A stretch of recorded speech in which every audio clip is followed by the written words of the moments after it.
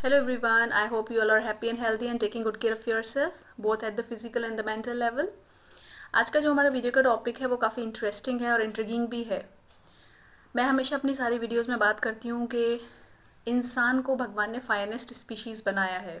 Means इंसान का जो जन्म है बाकी जितनी भी जीवित प्रजाति हैं, कीड़े मकोड़े पक्षी जानवर, उनसे बहुत बेहतर है इन टर्म्स ऑफ हमारा दिमाग, हमारा इंटेलिजेंस, इंटेलेक्चुअल लेवल, हमारा जो बायोलॉजिकल और फिज़िकल ग्रोथ है वो सब जानवरों से काफ़ी बेहतर है। तो क्वेश्चन ये आता है, are we justifying the role as a human being? Are we justifying our birth as a human being? भगवान ने अगर हमें इंसान बनाया तो क्या हम उस रोल को जस्टिफाई कर रहे हैं या हम एक आम जानवर की तरह ही अपनी ज़िंदगी जी रहे हैं? तो let's quickly go through the cycle. Means main points एक जानवर के जीने के और हमारे इंसान के जीने के क्या होते हैं। दोनों का बर्थ होता है, दोनों एज में ग्रो करते हैं with food and other important resources. खाना पीना दोनों को चाहिए होता है जिसके साथ उनकी बॉडी की ग्रोथ होती है, मेंटल ग्रोथ होती है। दोनों ही अपनी ज़िंदगी आगे जीते हैं। एक टाइम आता है जब जानवर इतना कैपेबल हो जाता है अपने पेरेंट्स को छोड़ के, वो अपने लिए सर्वाइवल के लिए फ़ाइट करता है, स्ट्रगल करता है। इसी तरह इंसान भी एक टाइम के बाद अपने सर्वाइवल के लिए इन टर्म्स ऑफ फिनेंसेस, रिसोर्सेज वो भी फ़ाइट करता है, weather it is in terms of career और प्रोफेशन। ये भी सिमिलर हुआ।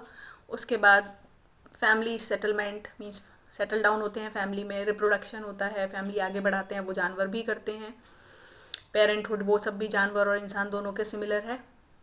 फिर एक टाइम बाद एक एज आती है जब एनर्जी लेवल डाउन होने शुरू हो जाते हैं बिकॉज ऑफ एजिंग। अब इंसान कई जानवरों से ज़्यादा भी जीता है, कई जानवरों से कम भी जीता है, लेकिन ये भी ऑलमोस्ट सिमिलर फेस है।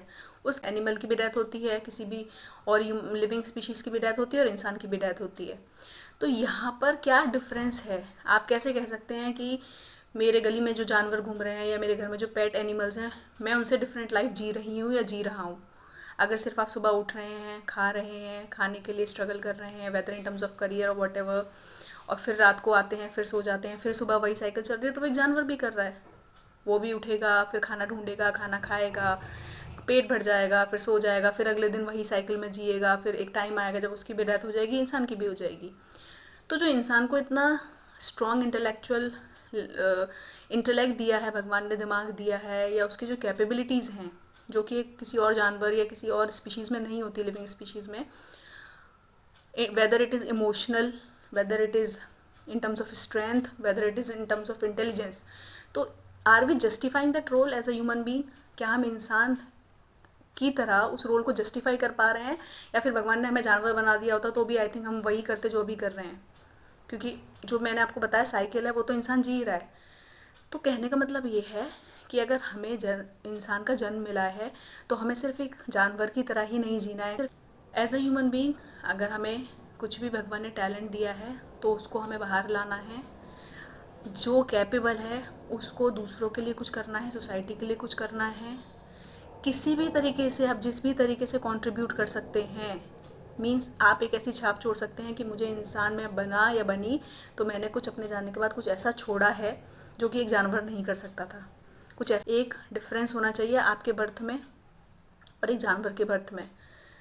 तो कहने का मतलब ये है कि जिस भी लेवल पे आप जो भी डिफरेंस क्रिएट कर सकते हैं अपनी लाइफ में या सोसाइटी में या इस दुनिया में, किसी भी लेवल पे डू दैट। अपनी लाइफ में कुछ ऐसा ज़रूर करिए जो कि आपकी लाइफ को एक जानवर की लाइफ से अलग बनाती है, करिए। अब बात आती है कि मेरा तो कोई ऐसा इंटेंशन है ही नहीं कि मैं सोसाइटी के लिए कुछ स्पेशल करूं या फिर मेरी कैपेबिलिटी नहीं है।